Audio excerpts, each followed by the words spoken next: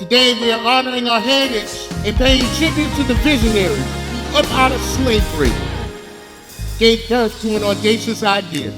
On this 147th Founders Day, it is important for us to remember and appreciate our founder, the Reverend Dr. Joseph Charles Price.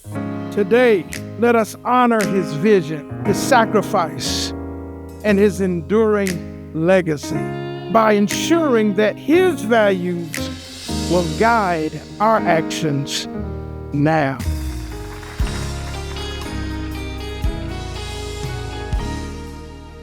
Dr. Price shared a bold conviction that education is sacred work.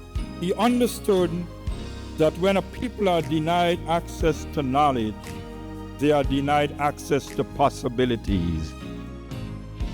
I don't need to tell you your history. I am by far not the expert. What I can tell you is how important HBCUs are to a city and a community. That's right. You must choose to be the best self I can be. Who you with? But being with LC means I'm going to choose to be my best self. I'm happy, honored, and humbled to lead this great institution after a successful kidney transplant.